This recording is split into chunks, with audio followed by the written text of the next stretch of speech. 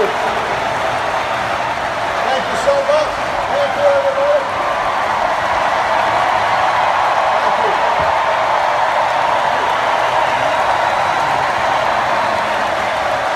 Thank you so much, everybody. Thank you. Thank you, everybody.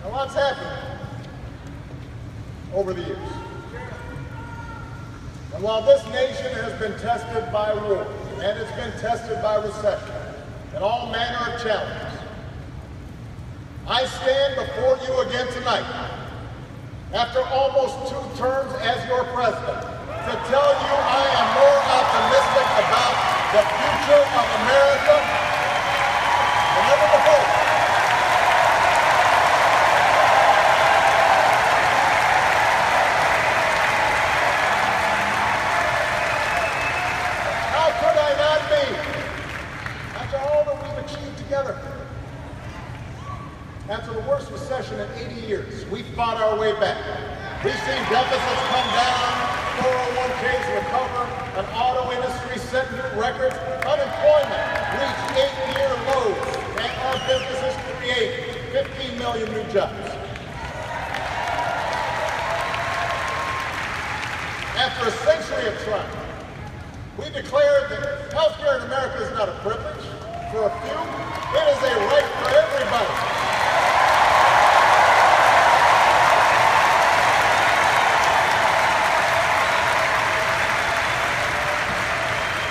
Decades of talk, we finally began to wean ourselves off foreign oil.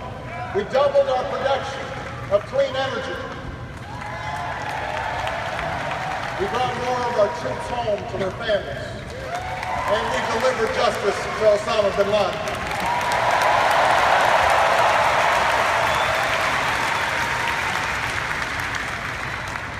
Through diplomacy, we shut down Iran's nuclear weapons program. We opened up a new chapter with the people of Cuba, brought nearly 200 nations together around a climate agreement that could save this planet for our children.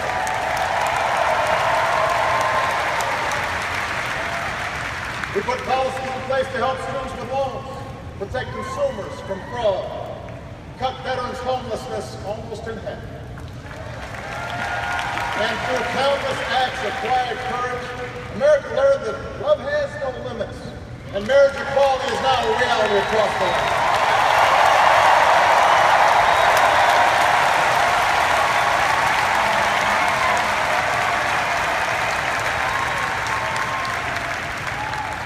By so many measures, our country is stronger and more prosperous than it was when we started.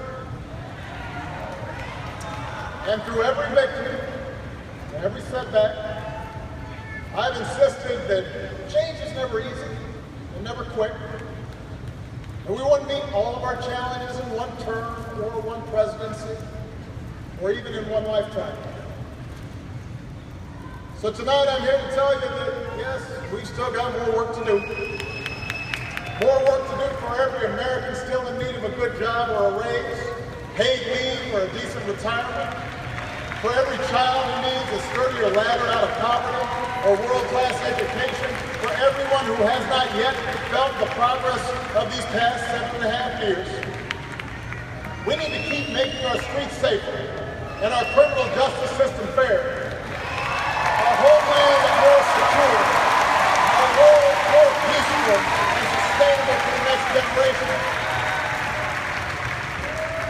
We're not done perfecting our union or living up to our founding creed, that all of us are created equal. All of us are free in the eyes of God.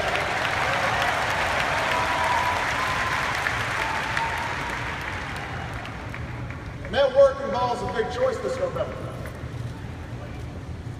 I think it's fair to say this is not your typical election. It's not just a choice between parties or policies, the usual debates between left and right. This is a more fundamental choice about who we are as a people, and whether we stay true to this great American experiment in self-government. Look, we Democrats have always had plenty of differences with the Republican Party, and there's nothing wrong with that. It's precisely this contest of ideas that pushes our country forward.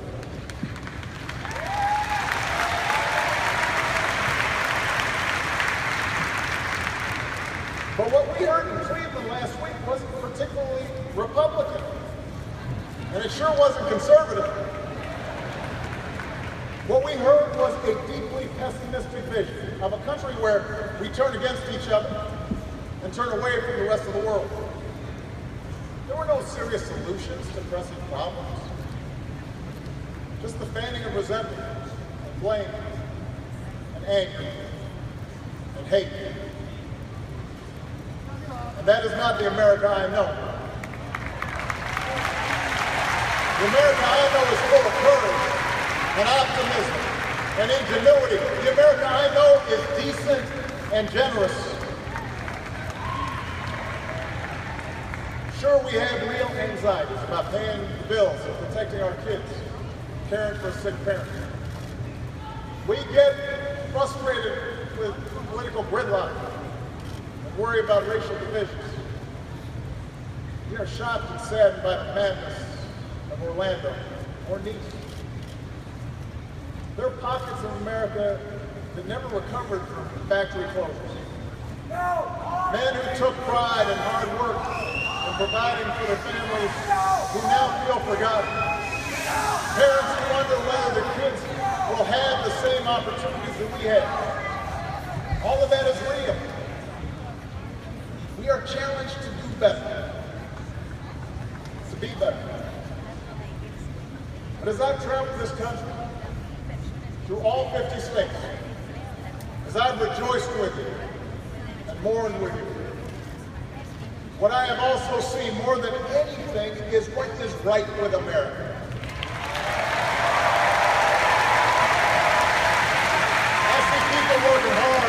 starting businesses.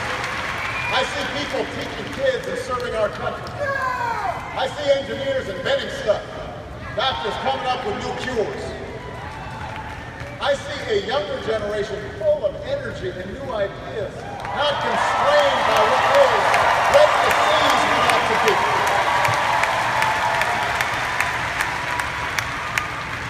And most of all, I see Americans of every party, every background, every faith, who believe that we are stronger together. Black, white, Latino, Asian, Native American, young, old, gay, straight, men, women, folks with disabilities, all pledging allegiance under the same proud flag to this big, old country that we love. That's what I see. That's the America I know. And there is only one candidate in this race who believes in that future, has devoted her life to that future, a mother and a grandmother who would do anything to help our children thrive.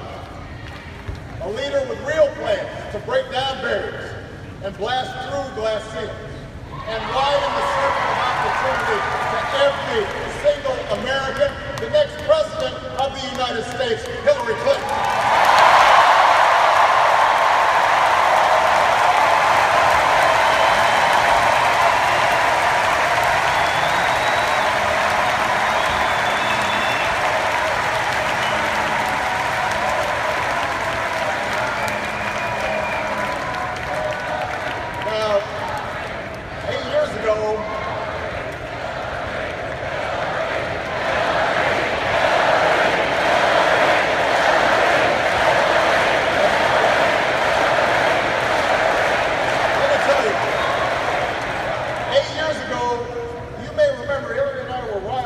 For the Democratic nomination.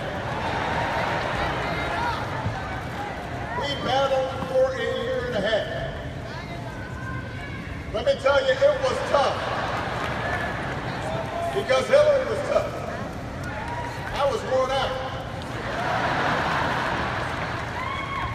She was doing everything I was doing, but just like Jimmy Rogers, it was backwards and heels.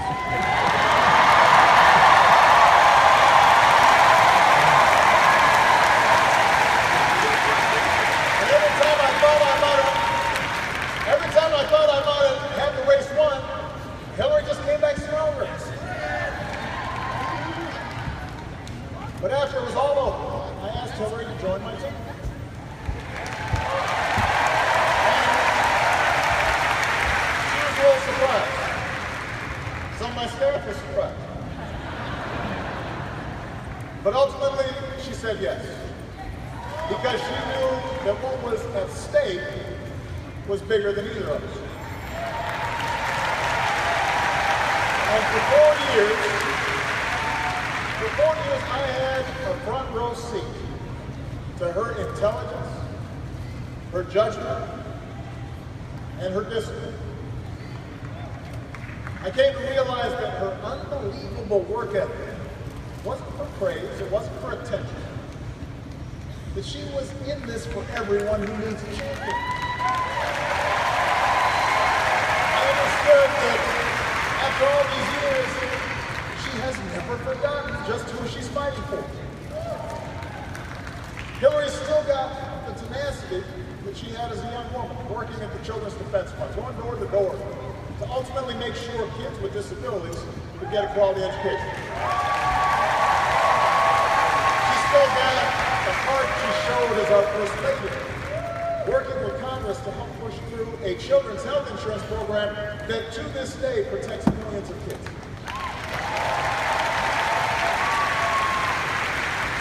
She's still seared with the memory of every American she met who lost loved ones on 9/11. Which is why, as a senator from New York, she fought so hard for funding to help first responders, to help the city rebuild. Why, as Secretary of State, she sat with me in the Situation Room and forcefully argued in favor of the mission that took out bin Laden.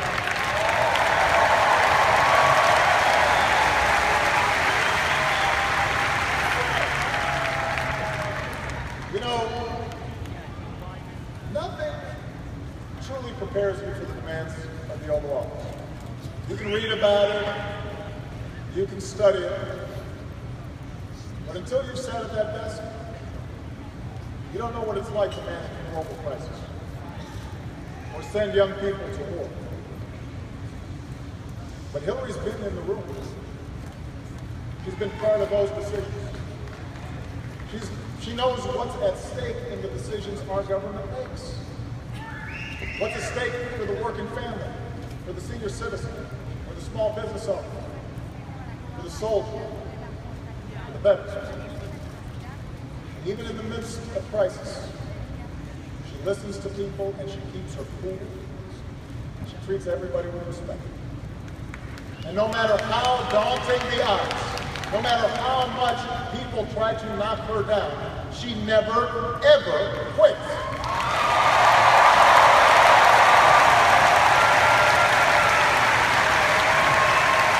That is the Hillary I know. That's the Hillary I've come to admire. And that's why I can say with confidence, there has never been a man or a woman, not me, not Bill, nobody, more qualified than Hillary Clinton to serve.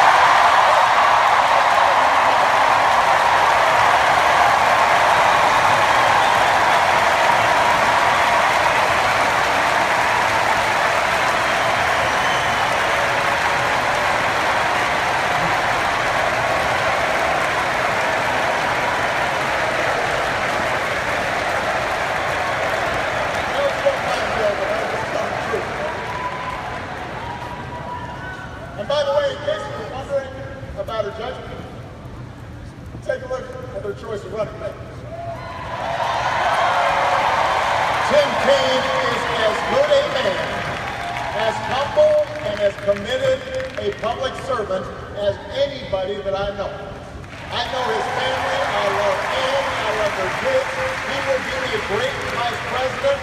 He will make Hillary a better president, just like my dear friend and brother Joe Biden has made me a better president.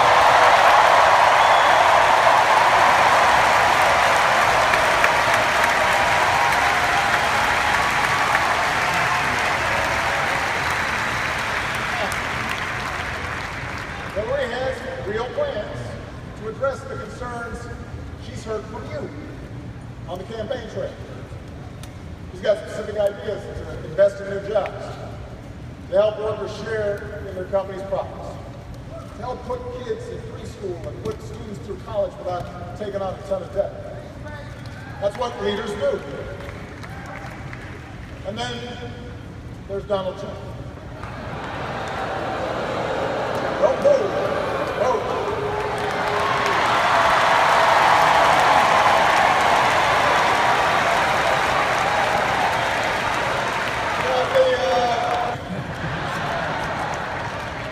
He calls himself a business guy, which is true, but I have to say I know plenty of businessmen and women who've achieved remarkable success without leaving a trail of lawsuits and unpaid workers and people feeling like they got cheated.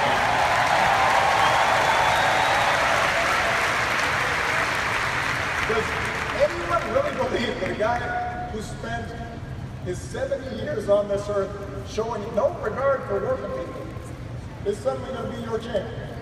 Your vote. Hey, if so, you should vote for him. But if you're someone who's truly concerned about paying your bills, if you're really concerned about pocketbook issues and seeing the economy grow and creating more opportunity for everybody, then the choice isn't even close. If you want someone with a lifelong track record of fighting for higher wages and better benefits and a fairer tax code and a bigger voice for workers and stronger regulations on Wall Street, then you should vote for Hillary Clinton.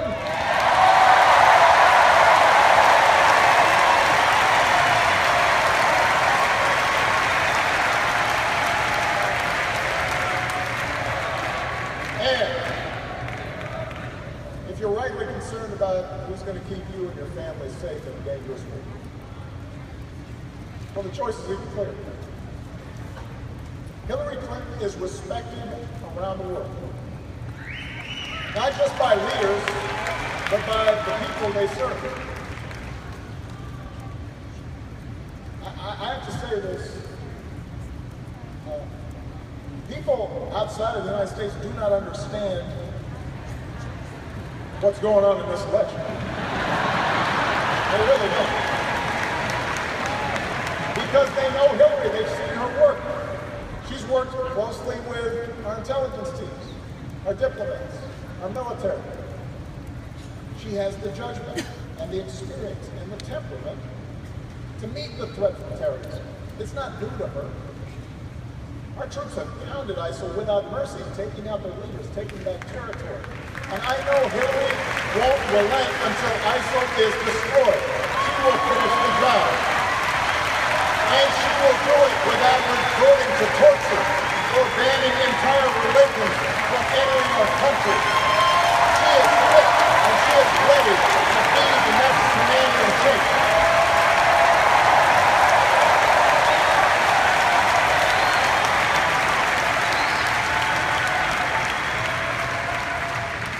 Meanwhile, Donald Trump calls our military a disaster. Apparently, he doesn't know the men and women who make up the strongest fighting force the world has ever known.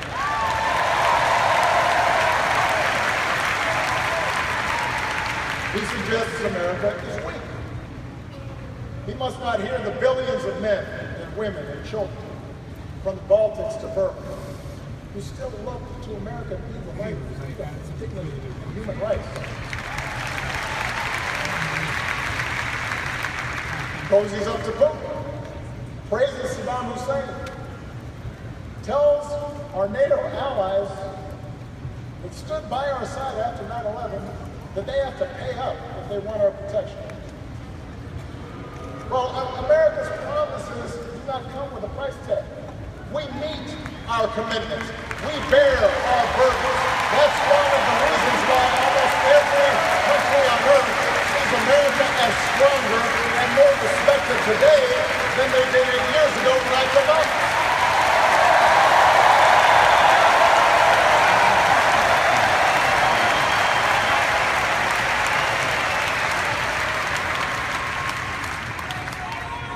America is already great. America is already strong. And I promise you, our strength, our greatness, does not depend on Donald Trump. In fact, it doesn't depend on any one person. And that, in the end, may be the biggest difference in this election. The meaning of our democracy. Ronald Reagan called America a shining city on a hill. Donald Trump calls it a divided crime scene that only he can fix. It doesn't matter to him that illegal immigration and the crime rate are as low as they've been in decades, because he's not actually offering any real solutions to those issues. He's just offering slogans. And he's offering fear. He's betting that if he scares enough people, he might score just enough votes to win this election. And that's another bet that Donald Trump will lose. And the reason he'll lose it is because he's selling the American people short. We're not a fragile people. Not a frightful people. Our power doesn't come from some self-declared savior promising that he alone can restore order as long as we do things his way. We don't look to be ruled.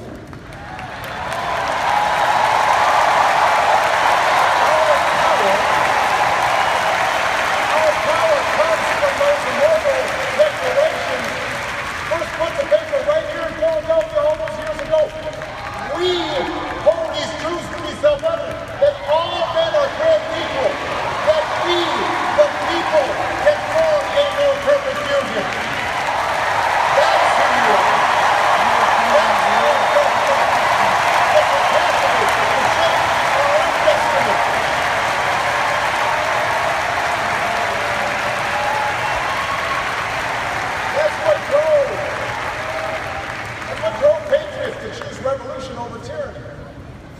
and our GI is to liberate economy.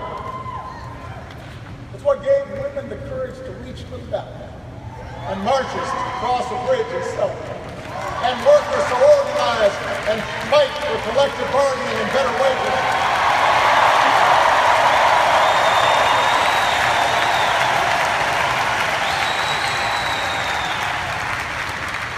America's never been about what one person says he'll do for us. It's about what can be achieved by us, together. Through the hard and slow and sometimes frustrating, but ultimately enduring work of self-government. And that's what Hillary Clinton understands. She knows that this is a big, diverse country. She has seen it. She's traveled. She's talked to folks. And she understands that most issues are rarely black and white.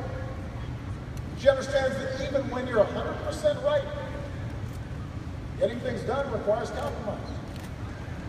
That democracy doesn't work if we constantly demonize each other. She knows that for progress to happen, we have to listen to each other and see ourselves in each other and fight for our principles, but also fight to find common ground, no matter how elusive that may sometimes seem. Hillary knows we can work through racial divides in this country when we realize the worry black parents feel when their son leaves the house. This is so different than what a brave cop's family feels when he puts on the blue and goes to work. That we can honor police and treat every community equally.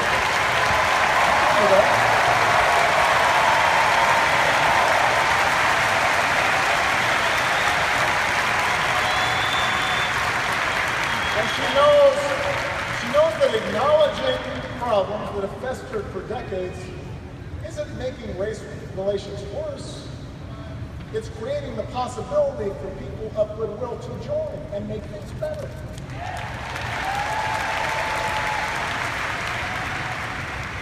Hillary knows we can insist on a lawful and orderly immigration system while still seeing striving students and their toiling parents as loving families, not criminals or rapists. Families that came here for the same reason our forebears came, to work and to study and to make a better life, in a place where we can talk and worship and love as we please. She knows their dream is quintessentially American, and the American dream is something no wall will ever contain.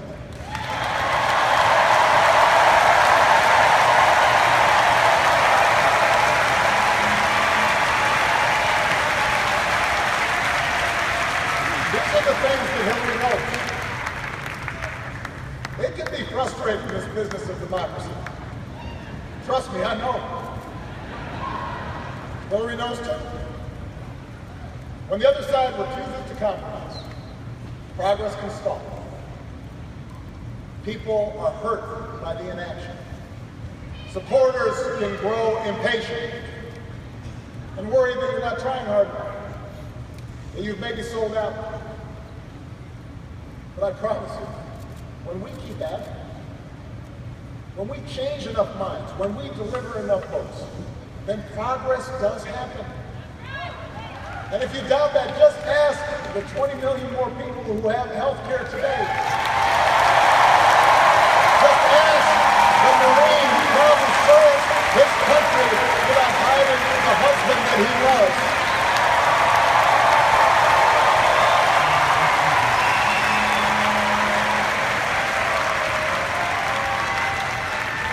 Democracy works, America, but we gotta want it.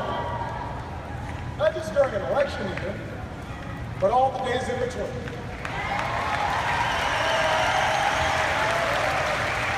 So if you agree that there's too much inequality in our economy and too much money in our politics, we all need to be as vocal and as organized and as persistent as Bernie Sanders supporters have been during this election.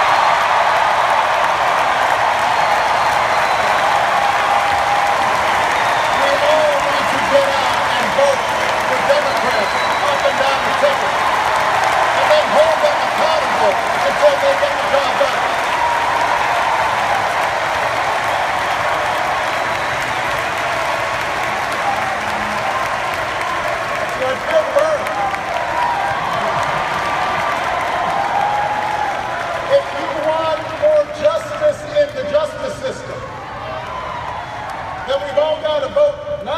for a president, but for mayors and sheriffs and state's attorneys and state legislatures.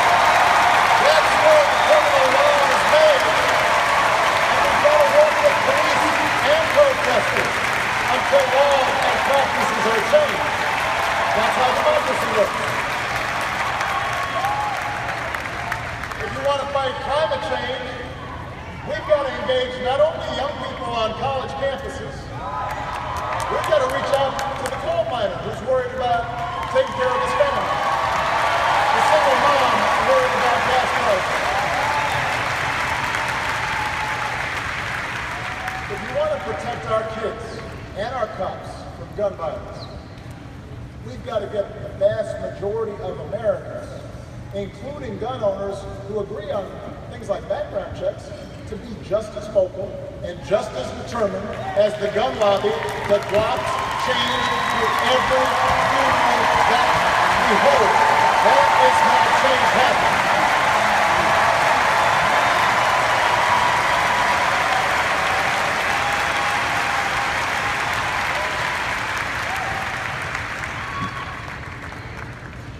Look, Hillary's got her share of critics. She has been caricatured by the right and by some on the left. She has been accused of everything you can imagine and some things that you cannot. But she knows that's what happens when you're under a microscope for 40 years.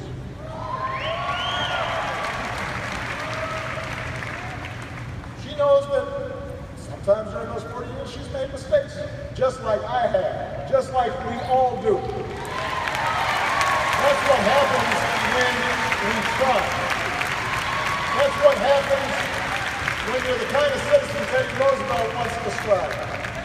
Not the timid souls who criticize from the sidelines, but someone who is actually in the arena.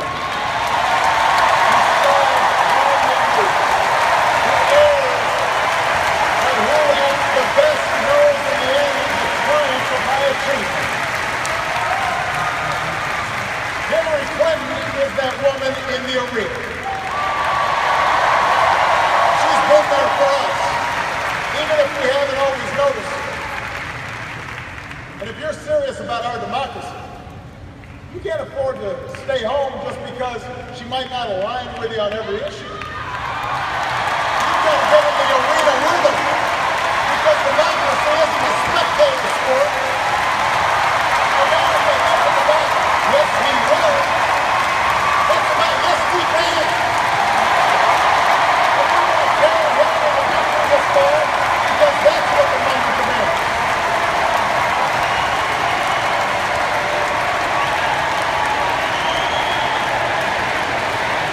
Yes, we can. Yes, she can. Yes, I can. Yes, we can.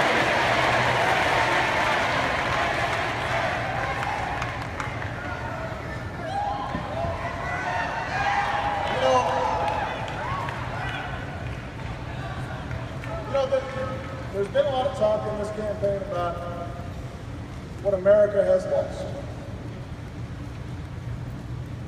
People who tell us that our way of life is being undermined by pernicious changes, dark forces beyond our control. We tell voters there's a real America out there that must be restored. This is an idea, by the way, that started with Donald Trump. It's been peddled by politicians for a long time, probably from the start of our republic. And it's got me thinking about story I told you 12 years ago tonight about my Kansas grandparents and the things they taught me when I was growing up. See, my grandparents, they came from the heartland. Their ancestors began settling there about 200 years ago. I don't know if they had their birth certificates, but there you go.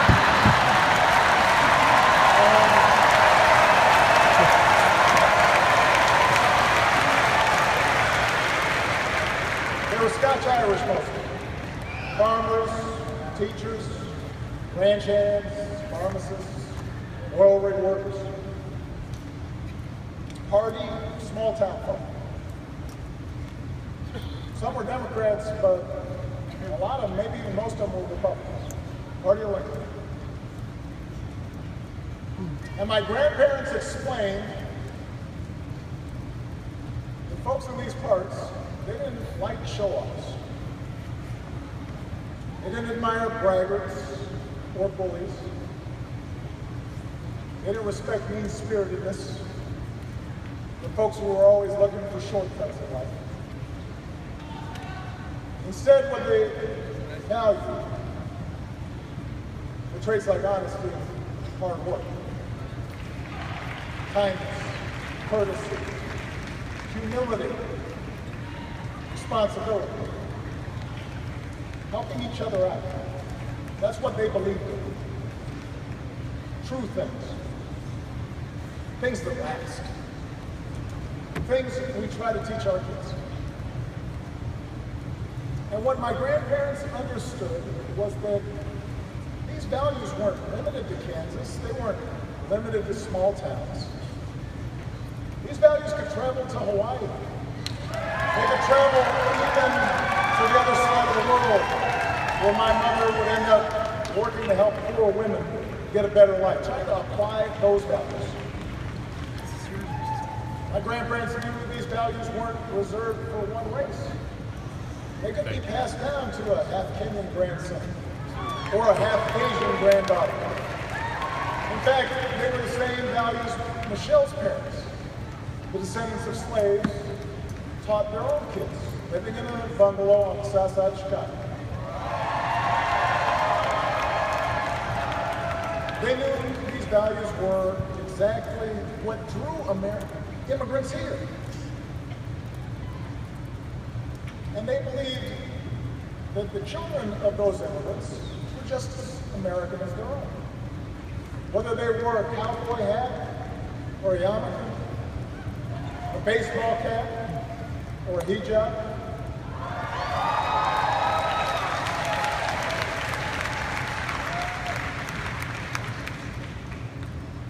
America has changed over the years. But these values that my grandparents taught me, they haven't gone anywhere. They're as strong as ever. Still cherished by people of every party, every race, every faith. They live on in each of us. What makes us America, what makes us patriots, is what's in here. That's what matters. And that's why we can take the food and music and holidays and styles of other countries and blend it into something uniquely our own. That's why we can attract strivers and entrepreneurs from around the globe to build new factories and create new industries here. That's why our military can look the way it does. Every shade of humanity, forged into common service. That's why anyone who threatens our values, whether fascists or communists or jihadists or homegrown demagogues, will always fail in the end.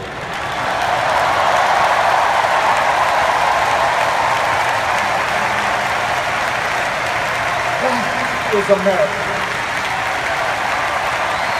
That is America. Those bonds of affection, that common creed. We don't fear the future, we shape it.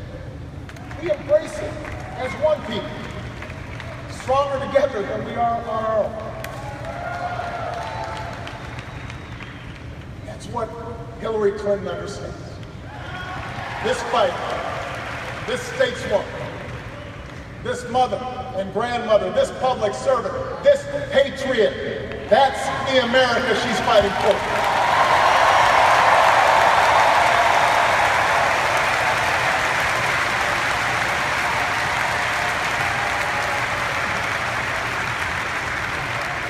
And that is why I have confidence, as I leave this stage tonight, that the Democratic Party is in good hands.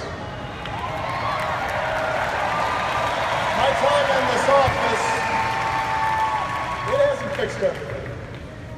As much as we've done, there's still so much I want to do. But for all the tough lessons I've had to learn, for all the places where I've fallen short, I've told Hillary, and I'll tell you what's picked me back up every single time.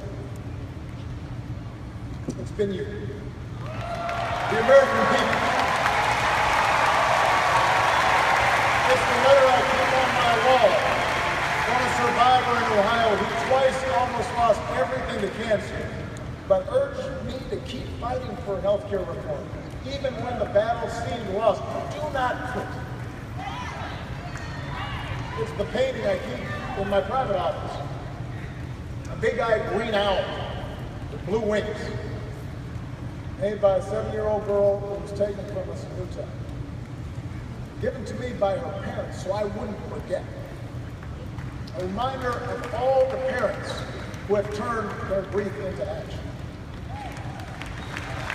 It's the small business owner in Colorado who cut most of his own salary so he wouldn't have to lay off any of his workers in the recession.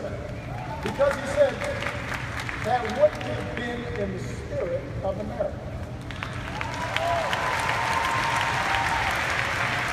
It's the conservative in Texas who said he disagreed with me on everything.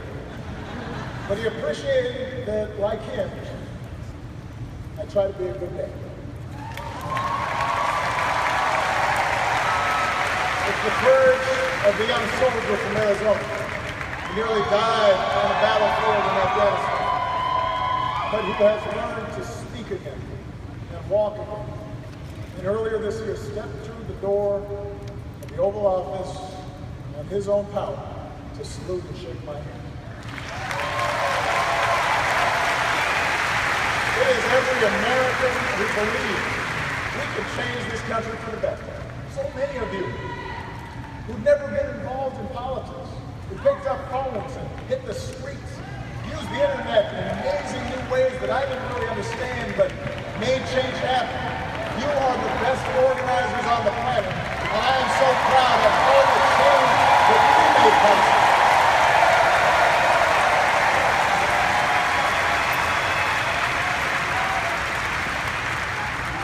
Time and again, you've picked me up. And I hope sometimes I pick you up too. And tonight, I ask you to do for Hillary Clinton what you did for me. I ask you to carry her the same way you carried me. Because you're who I was talking about 12 years ago when I talked about hope. It's been you who fueled my dogged faith in our future, even when the odds were great, even when the road is long. Hope in the face of difficulty. Hope in the face of uncertainty. The audacity of hope.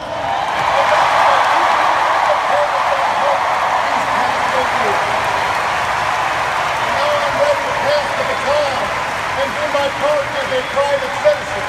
So this year, in this election, I'm asking you to join me to reject cynicism and reject fear, and to summon what is best in us to elect Hillary Clinton as the next president